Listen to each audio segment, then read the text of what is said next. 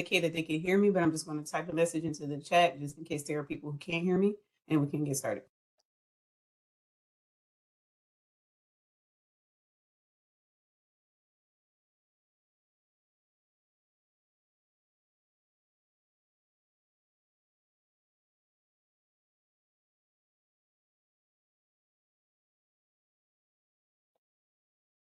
All right, let's go ahead and get started. I had some people say they can't see me. Hold on one second.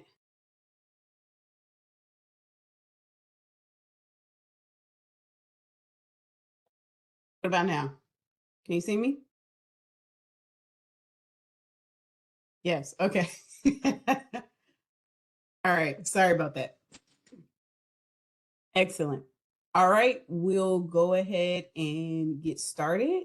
My name is Asia Stewart-Mitchell. I am a supervisory attorney with the Board of Ethics and Government Accountability's Office of Government Ethics. I know that's a long name, but if you are familiar with the agency, you know that there is a board and two sister agencies under the board, and I work in OGE, one of those agencies under the board. And so, welcome to Ethics for Managers. I hope you enjoyed the presentation. We created it especially for Ethics Week 2023. And let's get started. All right.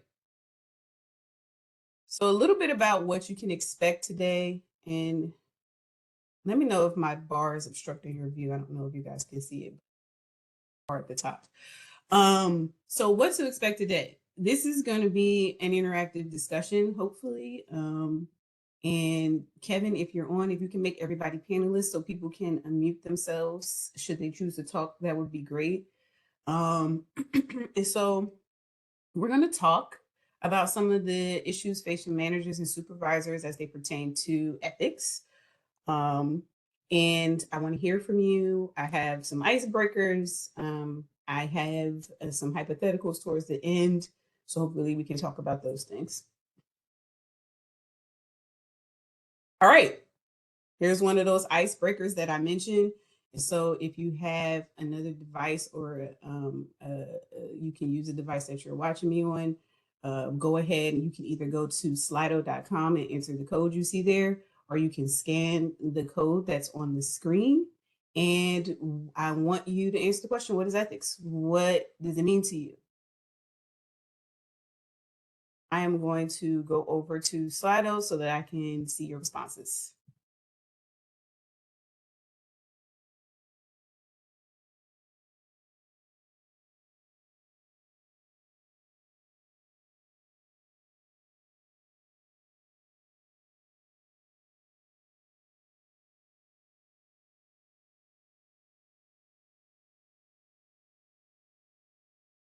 All right, we got some responses coming in. Integrity.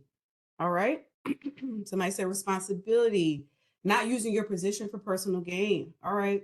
Guiding principles. A measured, where did that one go?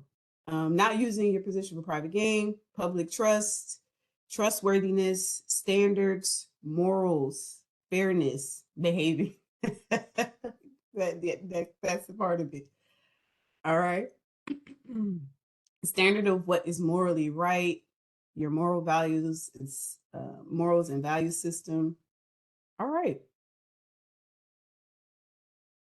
All right. Thank you all for those answers. Hold on, I'm going to go ahead and switch back over to the presentation.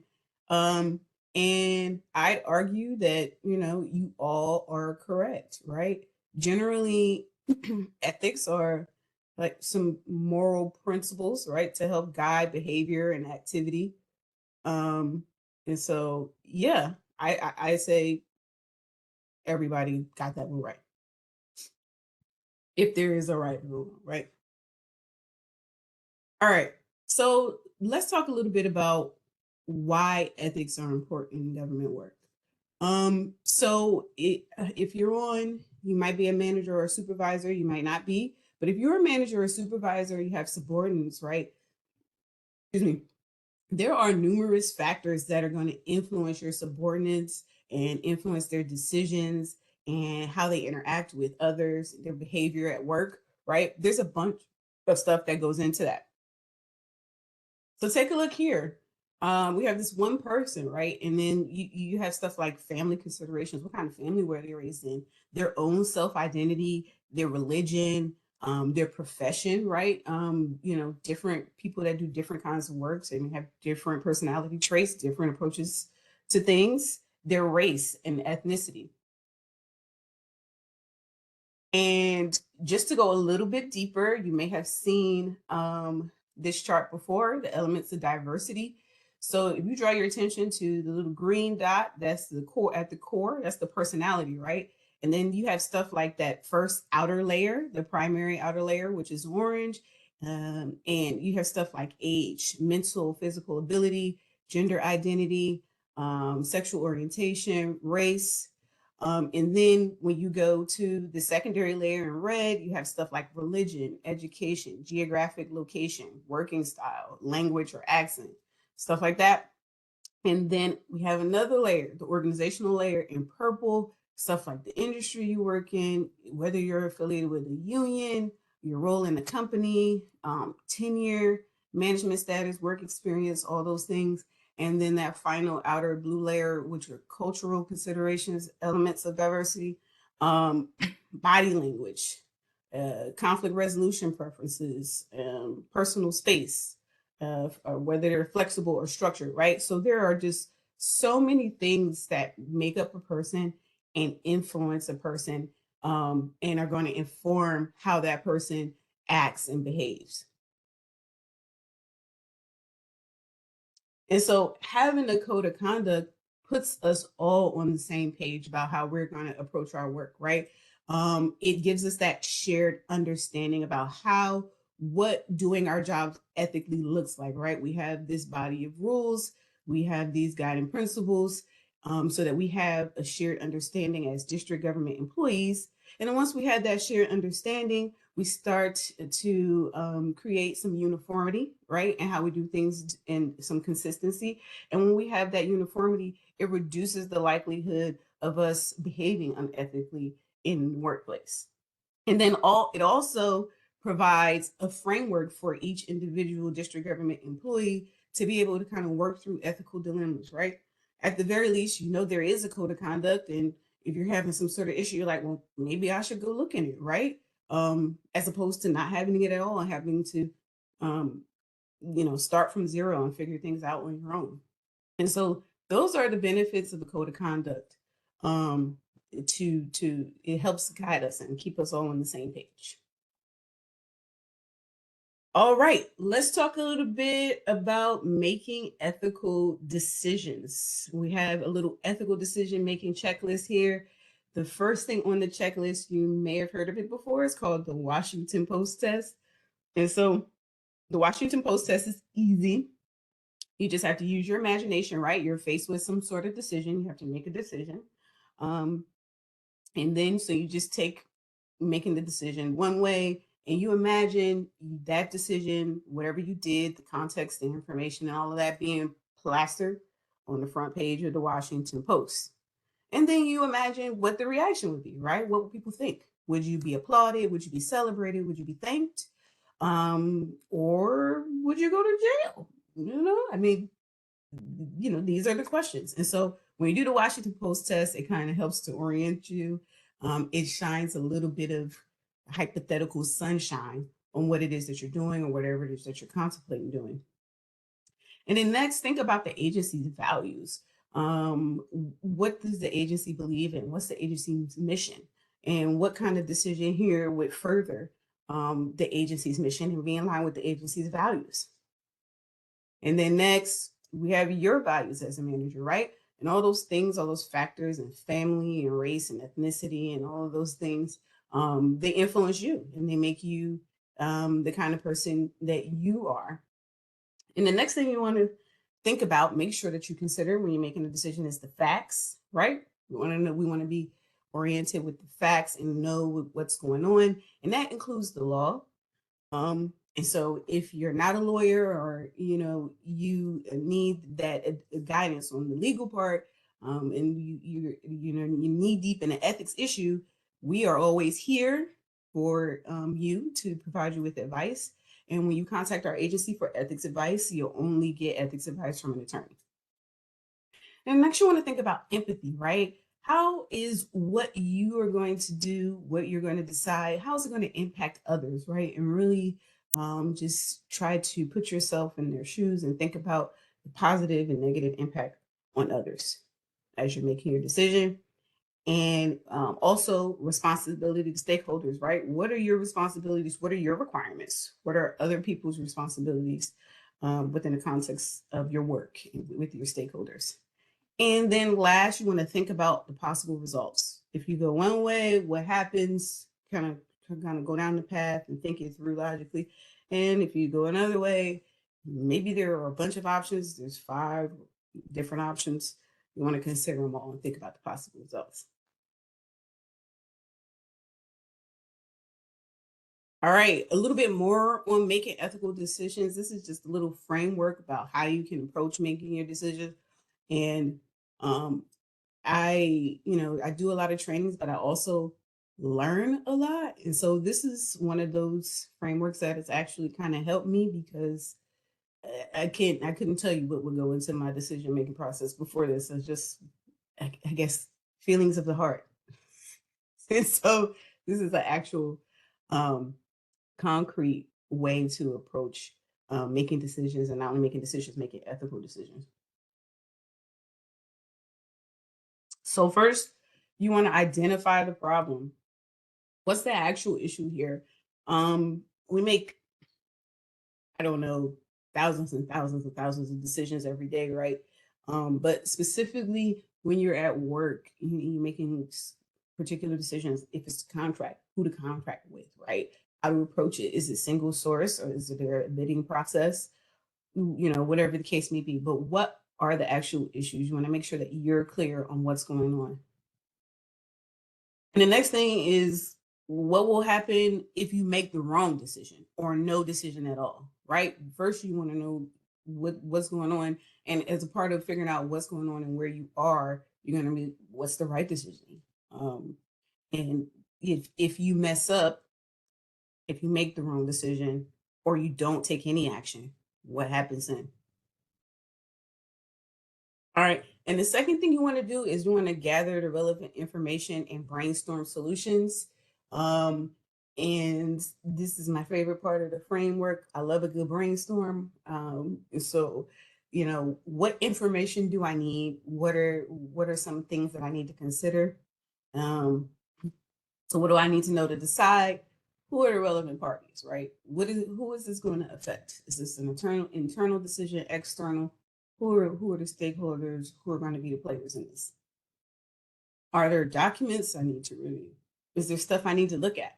Do I need to have a particular knowledge set in order to make this decision? And how can I make a decision that is equitable for all involved and that is aligned with the district's ethics values? I know this seems like a tall order, and these are not necessarily things that you immediately need to know the answer to, but there are things that you need to consider, right, as you're trying to make this decision. And what's needed here, right? And sometimes if you're making a decision, sometimes it's like, I'm not even the person to make this decision, but that in of itself is a decision, right? I need to give this to this person who's better suited. But what's needed here? So these are just the kinds of things that you should be asking yourself as you go through these steps. And then third is consider each course of action in the alternative. This is important. And the reason I like this framework is that it forces me to kind of pull out the different pieces. I think sometimes when you're faced with a decision, you make it kind of instantly in your head sometimes, but there's not always an extensive thought process. And if you follow this framework, you'll kind of pull out pieces and start to consider and look at things when you're making your decision. And so this one is probably something that I may have been skipping over before, but consider each course of action. What will happen if I take each course of action? And what are some of the alternatives to what seems like the more obvious answer? Sometimes when you make those split second decisions, the answer is obvious. But what else could you do? You might still end up going with your initial decision, but what are some of the things? All right, and then list out all the possible courses of actions, the results, and the alternatives. I know this seems like a lot of work. You don't necessarily have to write it down if you don't want to. You might be good at doing all these things in your head. And then finally, you're going to take action. You can contact us. That is taking action, right? Because if you're making a decision and you're not sure, you can lay it out for us and we can give you a response. And that might, might make the decision for you or help you make the decision.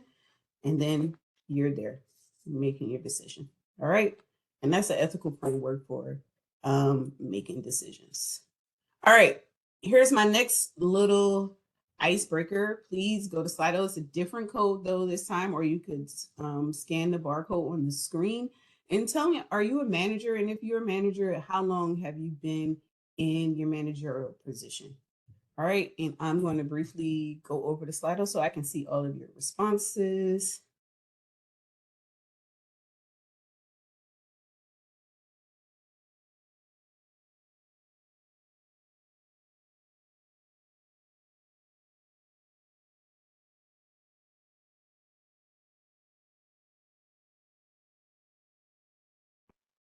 All right. Yes, 7 years. All right. Somebody said 1 to 2 years. That's me. I think I've been a manager, well, a supervisor, for about 2 years. Somebody said 2 months. Okay, welcome to the game. 6.5 years, 15 years. Okay, it's a veteran. Yes, since 2018. We had somebody say, no, not a manager. That's cool. That's okay too. Not now, but in previous job for 15 years. All right, so we have some previous managers. Somebody might be a future manager, and somebody, if you're an employee, it's good that you're hearing this so you can get some context of the kinds of issues, right, that your superiors might face. It's not easy making decisions for yourself, let alone trying to make them for a team. All right, 4 years, 10 years, 12 years, 16 years, 13 years. All right.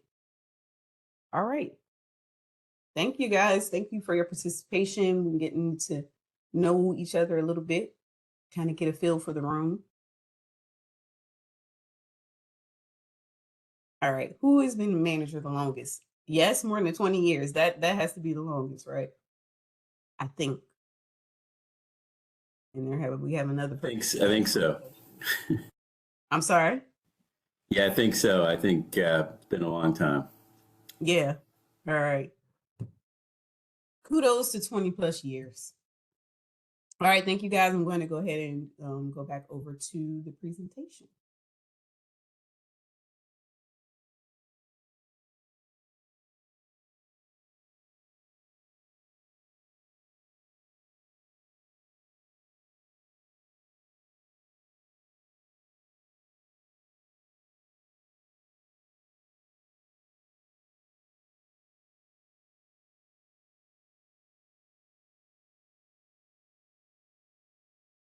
All right.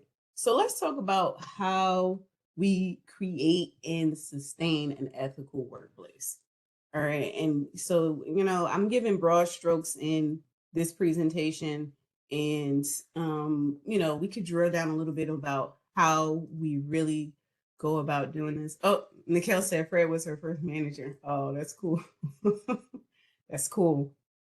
And so one of the things we want to consider in ethical management is the culture, right? And I know oftentimes, whether you're a rank and file employee or a supervisor or manager, it can feel like it's difficult to change the culture of your agency or to influence the culture of your agency. But as supervisors and managers, workplace culture is something that you should be constantly cultivating and guiding, right? And as leaders of your organization, it is your responsibility to ensure an ethical culture at your agency, right? And it starts with you. As a part of creating that culture, you want to be doing modeling, right? And so you're a supervisor and you're a manager, and you're not a teacher, which means that you have oversight over other adults, right? And so, with kids, you can say, because I said so, right? Well, it's debatable whether you should say that or not, but you can, right? Because I said so, do as I say, not as I do. But with adults, right, they need context, they need insight, and they need to see you doing it. Otherwise, it kind of just feels, might feel hypocritical. Espousing all these things about the code of conduct, you're behaving ethically, but you're not modeling it. You're not being seen doing those things. So you want to make sure that you're consistently modeling ethical behavior for your team. And if you're confused about how to do that or you don't know where to start, please reach out to us. We can give ethics advice, but we are also happy to brainstorm ideas with you about how you can, dig in on ethics, right? You could organize an ethics training with us for your team, right? You could do games that are like ethics oriented, right? You could do some sort of game where you quiz people about the code of conduct, or you can do some sort of incentive if people know about or get involved with our agency or get involved with ethics. Just ideas. But first and foremost, you have to be interested in ethics. You have to be modeling those ethics in the workplace.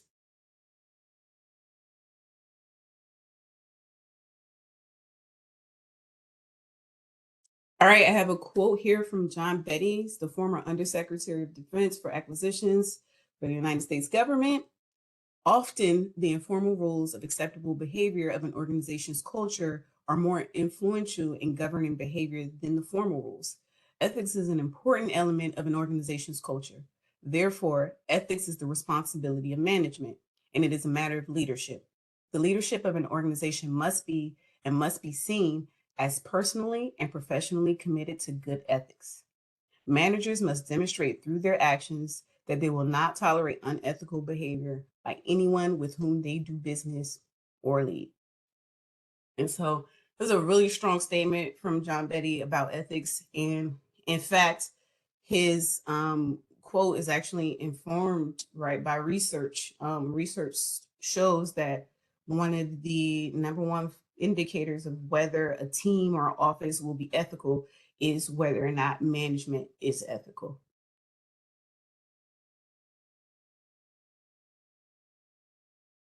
All right. Make sure you guys didn't have any issues or any feedback on that. All right. So, what is ethical leadership? Um, there's a bunch of different definitions of what it means to be a leader. Most of the definitions include things like the ability to influence, to develop people, to serve others, envision, execute change, and demonstrate strong character. And although the definitions may vary, generally speaking, leaders are people who know how to achieve goals by setting and sharing a vision and enlisting others to help achieve that vision. However, ethical leadership involves a little bit more than that. All right, ethical leadership differs from leadership generally, in that it requires you to apply an ethical lens to every decision that you make.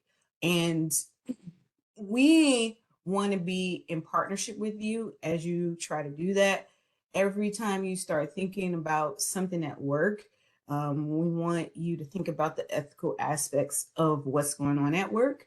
And hopefully, just by being in that partnership, we can teach you about ethics and kind of give you the tool that you need to be able to just incorporate that ethics piece so that you can continue, rapid fire with the things that you're doing in your work, because we know that you guys are busy, and so we want to be able to kind of get in where we fit in and give you those tools to make this a part of it. All right, ethical leaders consistently apply a set of strategies that include long-term thinking, values-based decision making, and a dedication to guiding and supporting others.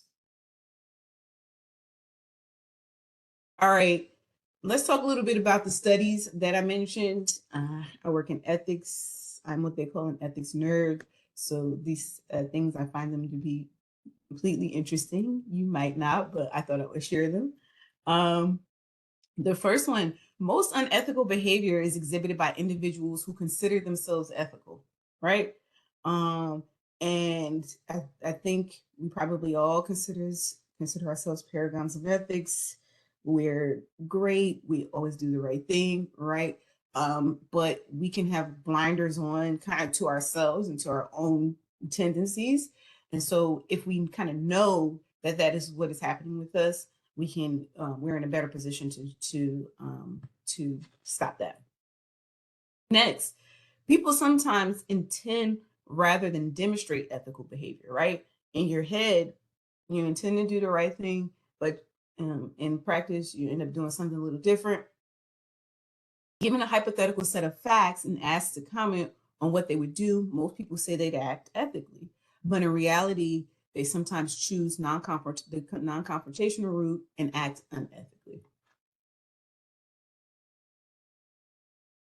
Number three, people tend to make ethical decisions in a split second and allow themselves to be guided by intuition and emotion, which is, I mentioned that's what I used to do. It popped into my head. That's what we're doing. Um, they often fail to think through possible biases and the outcome of their actions. And that's why that framework, that framework that we went through, it helps me a lot. Hopefully it can help you.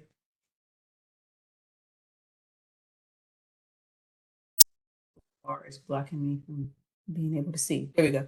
When asked to recall how they acted, people often engage in a form of revisionist history and describe what they did as ethical. And I can attest to this, specifically at home. My husband, he's just in a constant state of revisionist history. I'm like, sir, that is not what happened. But anyway, people who see themselves as ethical don't believe they're capable of engaging in unethical behavior. Next, people tend to make ethical decisions in a split second and allow themselves to be guided. Okay, that's a duplicate. Sorry about that. And most people don't notice unethical behavior when it is advantageous not to, right? So those are those blinders. Personal morality often fades or decreases with self-interest. If there's a lot of money on the table, a bonus, a promotion, or something like that, people might say, I'm going to do whatever I can to get that. And the ethics go out the window. All right. Lastly, you're most likely to see these conflicts of interest in others than in yourself.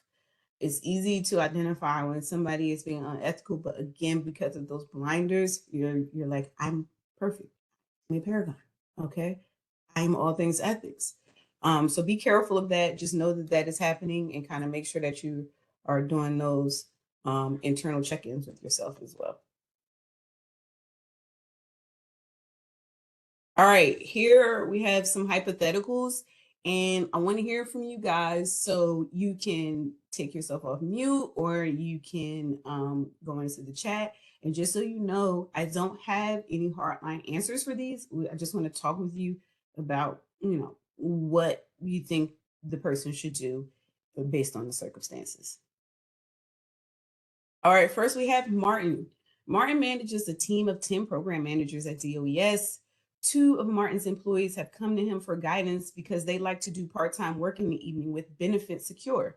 That is a vendor who provides software for the agency's employees benefits program. So what should Martin do? How should he approach this? Um, you know, is there anything else you want to know? Somebody said no already. Anything else? Let me see, make sure I can see the chat.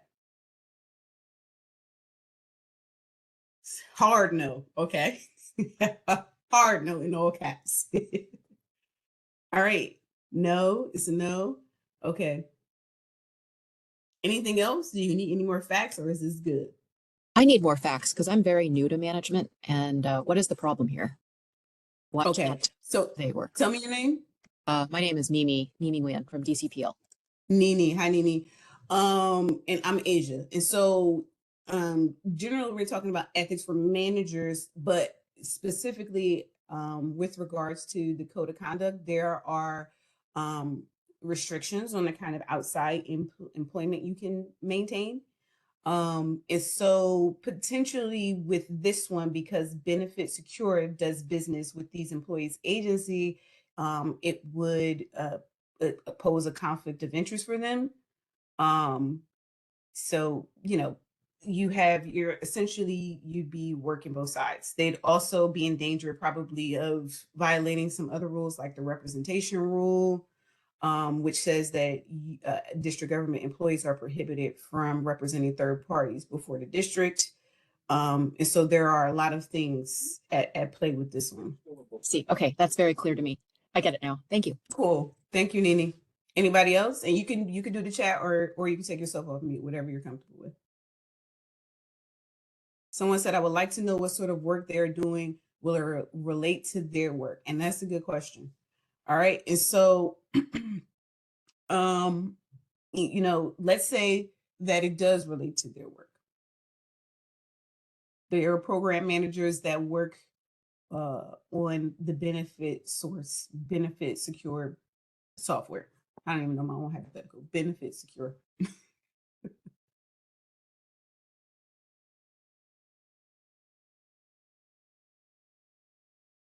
Anything else? All right. So I'd say that the consensus, majority of you said that no, the employees can't do it. And I would say that I agree with you that this would be a no. But as it pertains to Martin, I think the ideal answer would be that Martin would use my decision-making framework and think about all the different aspects of this. And then he would inform the employees, right? And I also think a good rule of thumb is always just telling people what they can do.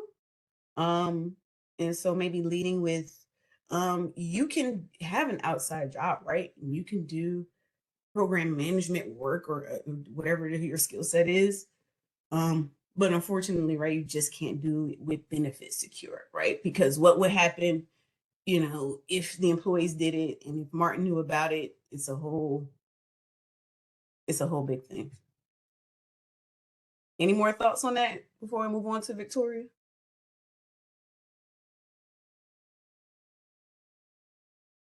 Nope. All right. So All Angela, right. Go ahead. I Sorry. thought, can you hear me? It's a little low, Okay. but go ahead. I'm listening. So, I saw the question about wanting to know what this individual did, at DOES, to figure out whether there would be an issue. And I think it doesn't matter what they're doing, even if Martin has nothing to do with that contract. There's also this issue of perception of, ethical perception, an outside person or an outside vendor that's not benefit secure is saying, oh, there's not fair.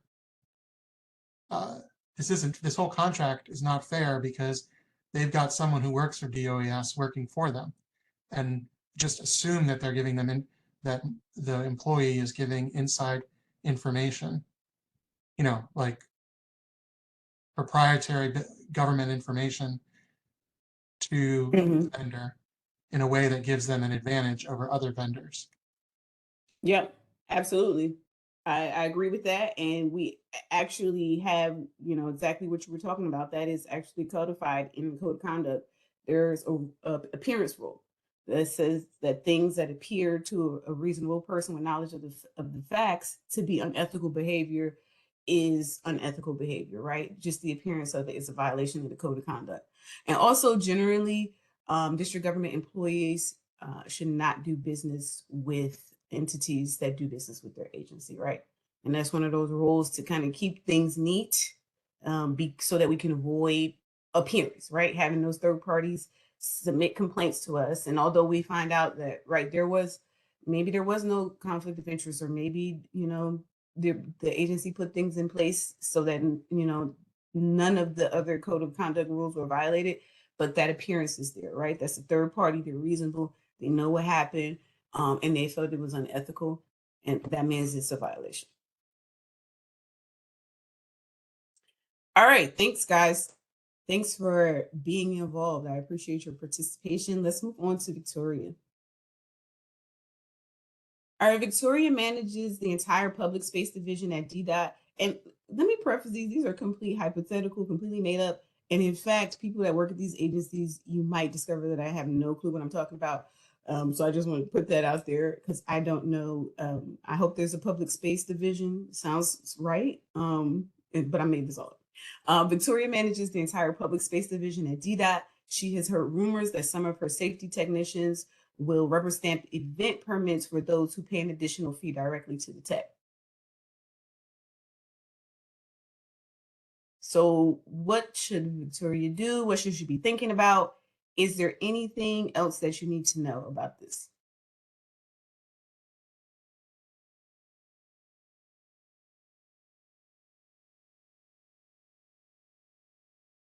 There is a public space division. All right. Thank you, Glenn. Maybe I kind of knew that subconsciously from just being a district government employee. Investigate, and if it's true, take disciplinary action. Okay. Need to verify the source of the rumors and get more info. Someone said, no, this is a big red flag. Investigate the claim.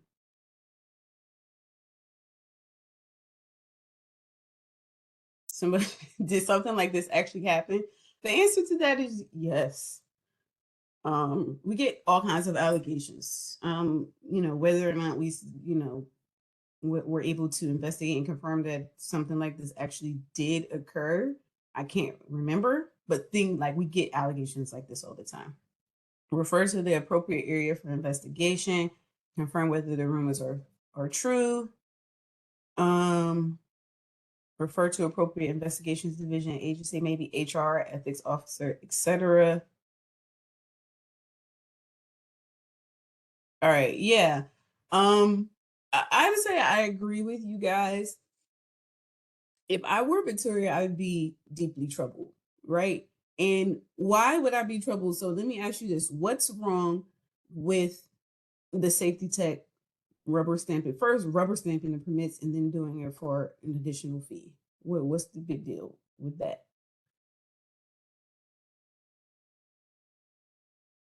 Because I'm going to take you back to my framework. The first step is like, what's the actual issue here, right? Our initial reaction is like, this is a red flag. But why? Illegal gains, might endanger citizens, bribe. Thank you, Emily. That's the main word. Everybody else was correct, but that's the main word, right? This is like a bribe, a kickback, whatever you want to call it, right? And it's also kind of troubling too. Like it's a rumor, so it's like now Victoria has to go figure this out, find out, right? And then her team members. She doesn't want to alienate them or offend them, but she has to go figure this out, right? Rubber stamping, even without financial incentive, means they're not thoroughly reviewing. Agreed. Thank you, Alex. That's true. They're not doing their job, all right? It's just like I got a permit application here. I'm gonna, approve it or whatever, or maybe not approve it. Even if it was the opposite, it's like I deny them all because people suck, right? And I'm Scrooge's first cousin. Whatever the case may be, you're not actually doing your job duties.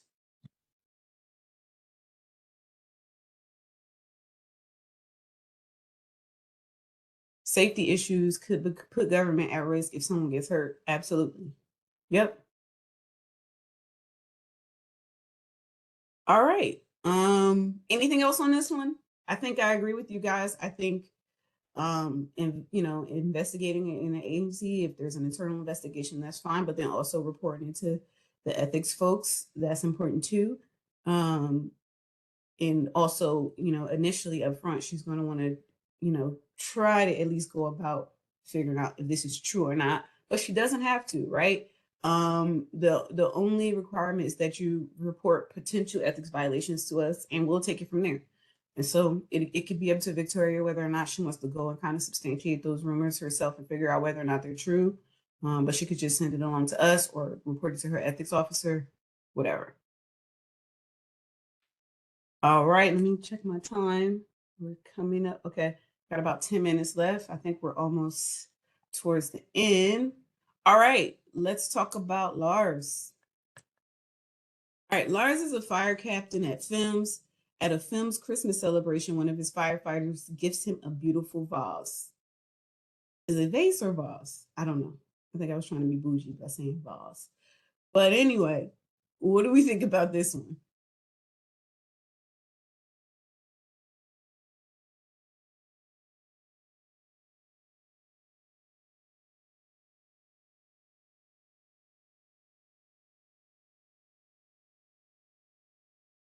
Subordinates cannot give gifts.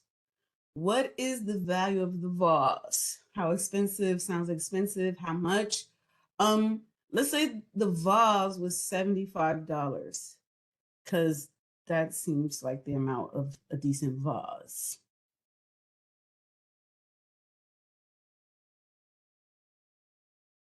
It's a gift up the chain. If it's less than 10, it's like a beautiful dollar store vase.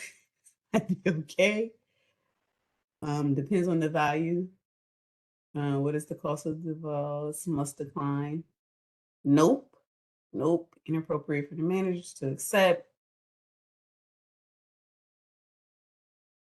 All right. If it's 75, then gift it to the whole team.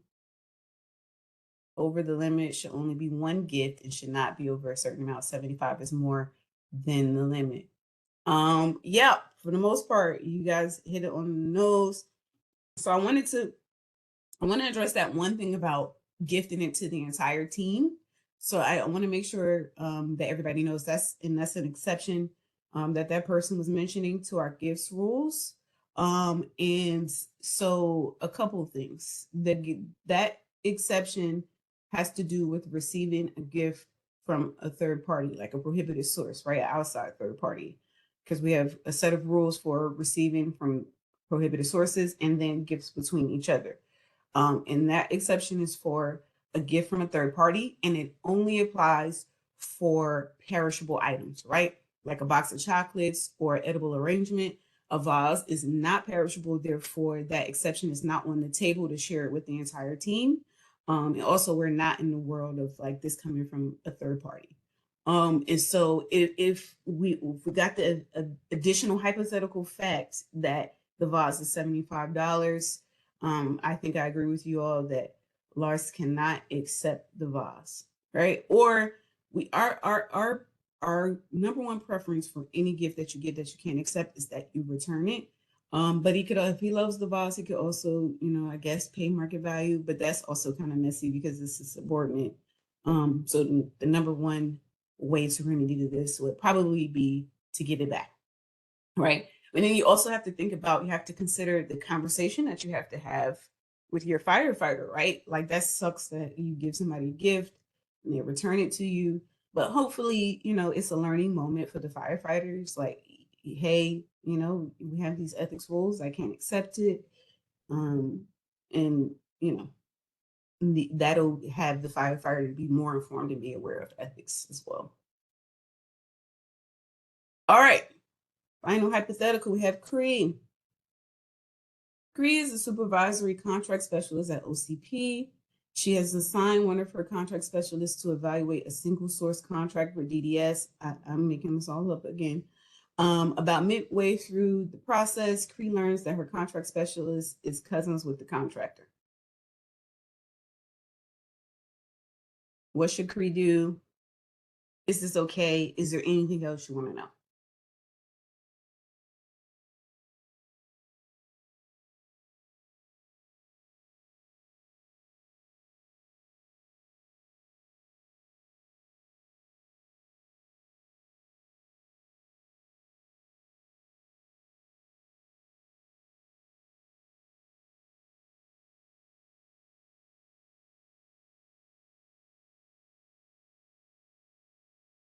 Anybody? You guys ran out of steam?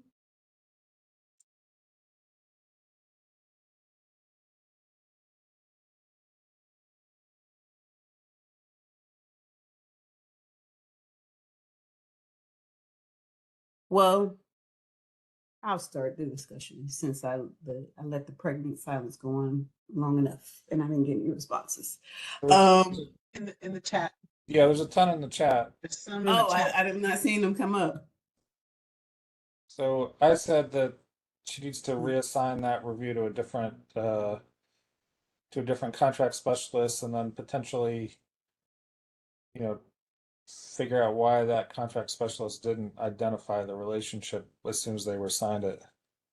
Mm-hmm. And find out whether Yeah. the contract specialist even knew that the cousin was involved. Mm-hmm. Yeah, I agree with that. Why am I not seeing? Okay, let me see here. Okay, I see. Reassign appearance issue. Design a control to prevent that from happening again. The specialist should self-identify the relationship. Conflict of interest form should have been completed. Yep, and I agree with that. And that's just knowing the bare minimum about contracts. When you are asked to deliberate on contracts in any way, there's a bunch of forms you have to fill out, and a lot of them say, "Yeah, I don't have any conflicts. I don't know anybody here. I don't have any. I'm not associated with anybody involved." Right. So that should have been identified. Investigate the specialist. Especially with the sole source contract, there's an appearance of impropriety, and the contract specialist should be reassigned. I agree, and I made it a sole source, to kind of make it more glaringly obvious, and that's good that you guys caught that. That it's just like that is definitely a red flag. That's concerning, right? That you're cousins with the person, and this is the only person that we can give this contract to. So that's extremely troubling. And then also, we kind of have to make sure, again, there has to be that education piece because the contract specialist obviously has some gaps with regards to, first of all, general job duties, but also ethics, right? And especially if that stuff was in the package of forms that you have to sign to even do this work. All right. Sorry about that, guys. My chat went haywire for a second. I appreciate your responses. I agree. All right, and I think this is one of the last slides. And so this one is just about managers and supervisors' responsibilities as it pertains to the actual District of Columbia Code of Conduct. And you'll notice I have some asterisks at the bottom here. So the first one is your responsibility. You have responsibilities to abide by the code of conduct. And all district government employees do, but for managers and supervisors, there's definitely a higher standard as it pertains to ethical conduct, right? To whom much is given, much is expected. Will the slide deck be available for participants? Yep. So I was going to get to that at the end, but I'll just say it here. You will receive by the end of today, it depends because I'm the one sending out the confirmation emails, but you will receive a confirmation email thanking you for attendance, and attached to that email, you will have a copy of the presentation. All right, so you're required to abide by the code of conduct, right? You're also required to file a financial disclosure statement annually, and please go to the asterisk, right? Because I described the qualifier here. So if you do work in contracting, procurement, grant, subsidy, policy, land use, inspecting, licensing, regulating, or auditing, you must file a financial disclosure statement annually. Your agency, after they review your job duties, will identify you as a filer, and you'll be contacted either by your agency or our agency to let you know when it's time to do that. And then the other asterisk I put here is those who work in areas of responsibility that may create a conflict of interest or the appearance of a conflict of interest must file a financial disclosure statement. And I put that asterisk because oftentimes managers and supervisors are identified as those people who work in those areas of responsibility that might cause a conflict of interest or the appearance, right? And that's not to say that you have any conflicts of interest. That's to say that you're in a unique position by nature of, making decisions and telling people what to do and all of that stuff. To potentially be posed with conflicts of interest. And because of that, we want you to fill out this form, right? So we can kind of screen you and preemptively make determinations about any weak spots that we need to talk to you about. And so you could be a supervisor or manager. You may not have been told that you had to file a financial disclosure statement. That's possible. But that is one of the responsibilities. And I know many of you have probably filed one before. All right. And another asterisk, because you're only required now to take ethics training annually if you are also required to file a financial disclosure statement. And just so you guys know, we have some pending legislation that we submitted to the council. Fingers crossed. Please, we need all your good juju. Send it over to the council. Hopefully, we'll get it passed. It's called the CCC. And one of the changes that we make is that we want it to be in the legislation that each district government employee is required to take ethics training. But right now, you're only required to take it if you are required to file a financial disclosure statement. All right. Next responsibility is you have to report potential ethics violations to us, right? It's an affirmative obligation. You're required. And if we're in the course of an ethics investigation, we find out that you knew all the information and you could have submitted it to us, but you didn't, that is potential violation of the code of conduct in itself. All right. So you're required to report those things to us. And then lastly, you're also required to cooperate with our investigations. That's also in the code of conduct, another affirmative obligation. And that is it. Thank you so much. My name again is Asia Stewart-Mitchell, and I'm going to put my name in my email in the chat. And I appreciate your attention and participation today.